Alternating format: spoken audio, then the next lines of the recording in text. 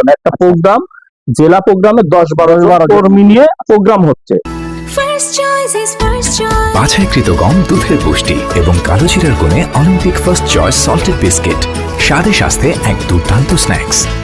একটা প্রোগ্রাম, জেলা প্রোগ্রামে 10-12 কর্মী নিয়ে প্রোগ্রাম হচ্ছে। আচ্ছা, এর মধ্যে আবার ডিবি আসছে, দেখা যাচ্ছে যে লিডার সে পিছন দিক দিয়ে চলে গেছে। আমরা দর্শক সবাইকে স্বাগত জানাই আজকের বিশেষ অনুষ্ঠানে।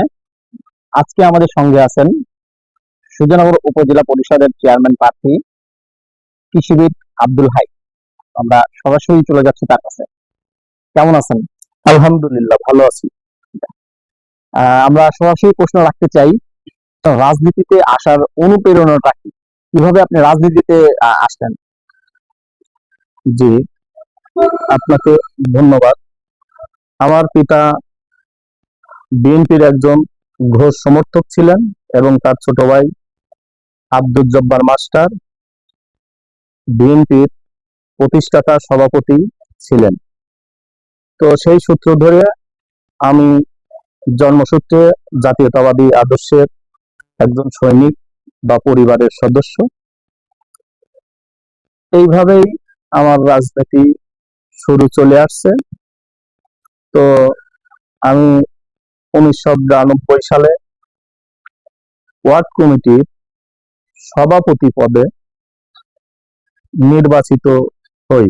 পরবর্তীতে 1997 সালে আমি ছাত্র দলের ইউনিয়ন কমিটির জয়েন্ট সেক্রেটারি পদে নির্বাচিত হই এবং 1999 সালে শেরপুর ডিগ্রি কলেজে ছাত্র দলের সভাপতি পদে নির্বাচিত হই এবং 2002 সালে শেরপুর কৃষি কলেজে সমন্বিত 16টি জেলার ছাত্রছাত্রীদের প্রতিনিধি হিসাবে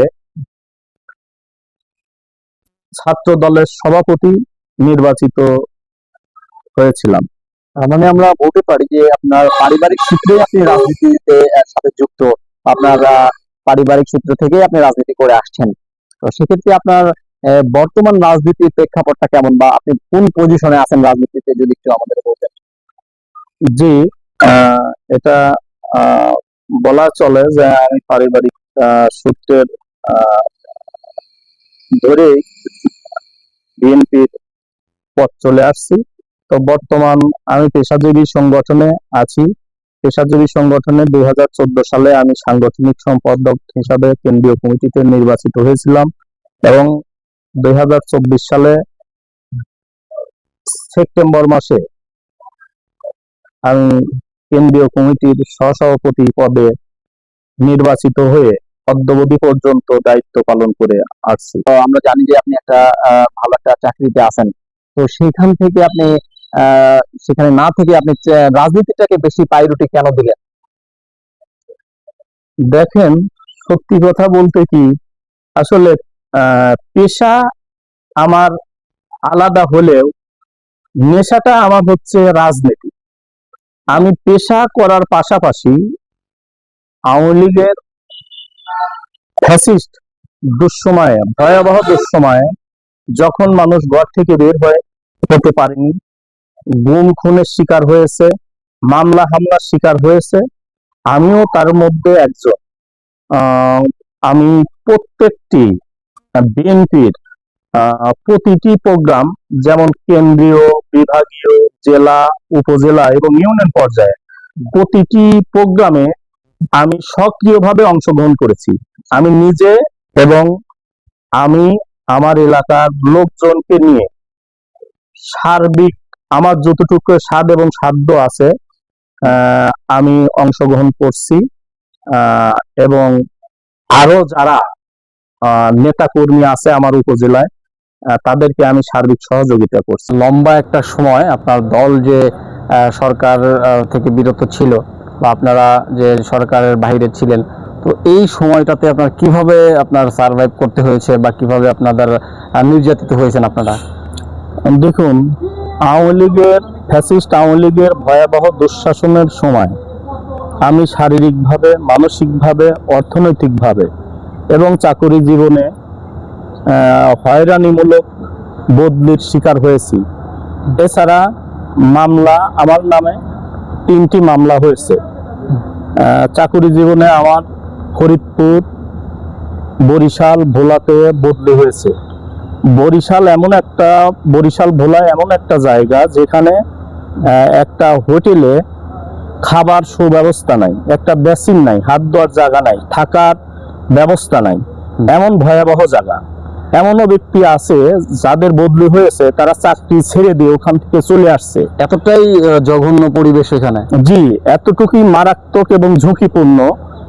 ভোলা একটা দ্বীপ জেলা, ওখানে যোগাযোগ ব্যবস্থা, সড়ক পথে কোনো যোগাযোগ ব্যবস্থা নেই। ওখানে সুস্থ মানুষ গেলে অসুস্থ হয়ে ফিরবে। আমাদের উত্তর অঞ্চলের মানুষ অত্যাধিক সাদা এবং সহজ সরল, এবং এই আবহাওয়ার সাথে ওই আবহাওয়া খাপ খাওয়ানো খুবই ম্যাচিং হয় না, খুবই কঠিন। সেক্ষেত্রে মনে করেন যে আমার স্বাভাবিক জীবন নিয়ে আমি ওখান থেকে অস্বাভাবিক হয়ে ফিরছি। এই ফ্যাসিস্ট আওয়ামী লীগ যদি পালায়া না যেত, হয়তো আমাকে ওখান থেকে চাকরি ছেড়ে চলে আসতে হতো অথবা লাশ হয়ে ফিরতে হতো। এতটাই দুর্বিষহ অবস্থা ওই জায়গাটিতে, আপনি এতটাই সার্ভাইভ করতে হয়েছে আপনাকে। জি। তো আরেকটা আপনার আমি বর্ণনা করি। আমি ওখান থেকে একদিন রাতে আসছি। রাতে এসে মাত্র আমি 2টার দিকে একটু শুয়েছি আর কি। শোয়া মাত্রই একটা গাড়ি আসছে, বা রাস্তার পাশে আমার বাড়ি, গাড়ি যাওয়া আসা করে, গাড়ির শব্দ পাইছি। তাই আমি ভাবছি যে পুলিশের গাড়ি আসছে আমার বাসার সামনে। মনে হলো যে গাড়িটা স্লো করে থামছে। আচ্ছা আচ্ছা। তো আমি গ্রিল খুলে দৌড় মারছি আর কি, দৌড়াইছি আর কি।